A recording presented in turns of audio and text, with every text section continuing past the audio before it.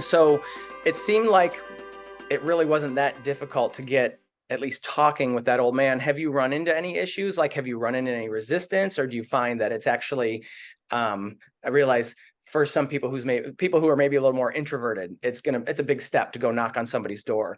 It's a big step to ask, hey, can I at least trap? What can I do to help? But that actually seemed like that was too bad. Have you run into any issues where you've just had like total people just don't want to get involved, they don't want you get involved, or have you found that it's actually a relatively easy thing to get started doing and most people are understanding? I think once you get past the initial conversation, usually easy to it's not necessarily easy to get people on board to help with the actual trapping. And that's something that I feel like we really need to figure out a way to step up. And I don't know if it's more education, because obviously, two people here and there cannot fix an entire colony. They produce too quickly. Um, but so I have run into the occasional people who think, well, you're hurting the cats. Like, you're torturing them by trapping them and leaving them in a cage for an hour before you come pick them up and then to recover them. Um, again, I do think it's all how you approach it, like listening and letting people finish and hearing hearing them out, and then just coming back with the education. I think if you are equipped with the why we're doing this, as far as like the suffering, like this isn't inhumane. What is inhumane is leaving them out to have 5 litters a year, leaving them out to have 5 litters a year, which then that's the only thing that they're feeding. Like, the moms aren't getting nutrients for their own bodies. Um anyway, so usually an open ear and a non-defensive approach to it is helpful. But then you also have the people who are like, I just want them gone. I just take them and relocate them. Um, again, it goes back to education. That's actually illegal. So that's not an option. Um, and again, if we are to just relocate these cats, more are just going to come in. And if you're equipped with the education that backs, or the what's the word? The research that backs that, you can explain to them, sure, these cats go away. That's not going to fix your problem.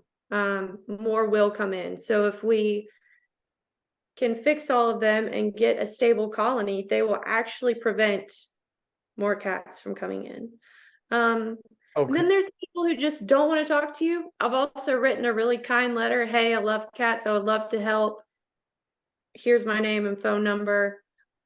I've done it that way, or I've just left it and done it. And a lot of people just who don't want to talk to you don't care, as long as they know what you're doing.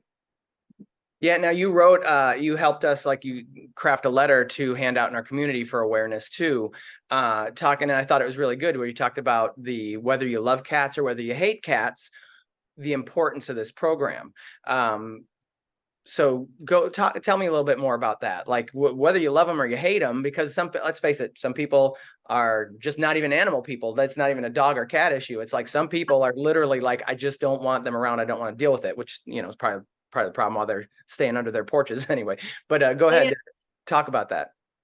Yeah, so I did have a little blurb in the letter, whether you love them or whether you hate them. There are definitely reasons to back up TNR on both sides. If you don't like them and you want them gone, obviously the cats can no longer produce. So you don't have more kittens under your porch.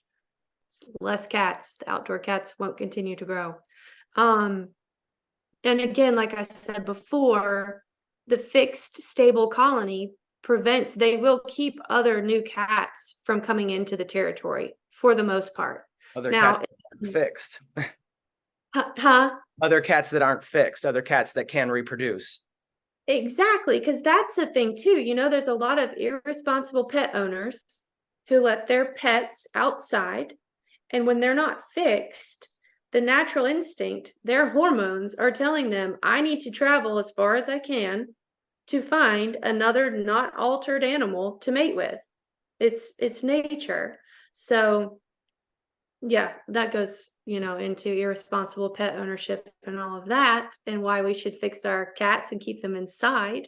Um, but back to, for the most part, a stable cat colony, you're not going to have newcomers coming in.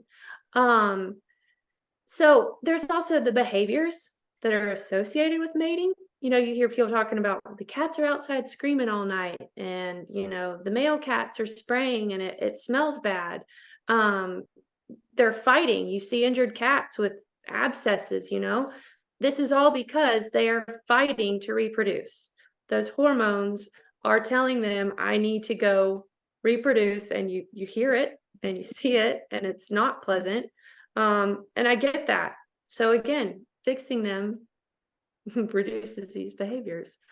Um, Goes back to the spraying, the outdoor like foul odors of unneutered male urine. Once we get them fixed, that smell goes away. So you won't have like that tomcat smell to the urine of the males. Yeah, and honestly, the more stable the colony is, most feral cats, truly feral cats, only live 2 to 5 years is their lifespan. So they eventually will die out. And then fewer cats, fewer complaints. Mhm. So there's a lot of reasons to get involved, even if you don't care about the well-being of the cats. And then educating those people who are feeding. So like in this neighborhood, like there's easily like 6 people feeding on one block, and then getting this last litter of kittens that we got a hold of, found out, oh, there's another person feeding, and people, I mean, they're putting out just like bags and big bowls for like Rottweilers full of Friskies. And it's just like, that's not helping the problem. That's like, so getting people educated to like, hey, now once we got the colony stable, which now it's your responsibility, you fed them, they're here. But, Right. once the other cats figure out that this isn't their area, then that can die off, and then the problem can go away. Right. Well, and let's be honest, money talks. Like if all these people can understand is, do you realize how much money you're spending on cat food a month because you're feeding 30 cats? Like let's do the math. If we can get this down, like your expenses could be cut in half. I mean, I don't know. That's super easy. And then Yeah, for those I've people heard who are complaints. feeding, That's the biggest complaint I hear. huh? That's the biggest complaint I hear with ladies who are doing the feeding. And they're like, I'm spending so much money on food. I'm like, well, why don't you spend a little bit of that money on a trap, and let's get the problem taken care of? Absolutely. Or like so many of the, most humane societies, most animal shelters. You guys in Charlotte, there's Friends of Feral Felines who usually have traps. All these organizations usually have traps that they will lend to just use. Some take a deposit and it's a rent thing, but you get your money back. So yeah, if it's throwing $20 towards a spay or neuter surgery, rather than just continuing to buy this food, it's like it's still very helpful for the long run. Um, and then going back to, like we do know that the people who are feeding them usually have an affinity for them, love them. And sometimes they're the hardest people to get on board because they're, expecting it to be torturous, or, I feel bad setting a trap, or the reality of it is, if these cats are not hungry, they're not going to get in a trap. So you're going to have to hold off on a feeding or two. And we're all going to have to get on the same page that none of these cats are going to have dinner so that, or, breakfast, so that at dinner time, we can actually trap them. And so for those people, I just encourage pushing the education of, you know, um, a cat who is fixed before at least 6 months, their risk of mammary cancer is drastically decreased. If you wait post 6 months to fix an animal, it's sevenfold more likely that they're going to end up with cancer. Mammary cancer, like tumors, are very malignant. They're very quick to spread, and that's not a quick and painless death outside by yourself. It's slow and agonizing. Um, Well, yeah, too, along those lines too, is we've had 2 litters of kittens here that we've been involved with. One litter was just chock full of coccidia. yeah, So that's great if you're walking your dog through the neighborhood or you let your cat out at night. Why don't you let them just walk through all that coccidia and bring in the house for you? Had another litter that was just so eaten up with fleas. I mean, they were practically anemic. Gave each of them a cap star. And I mean, it was just so, it was just so bad. I'm like, the amount of fleas that they had on them, I was surprised they were even alive, frankly.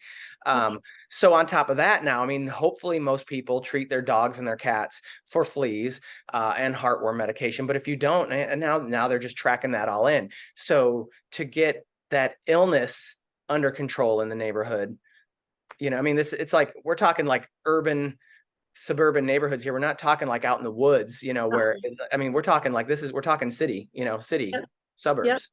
Yep. And a stable colony is a healthy colony.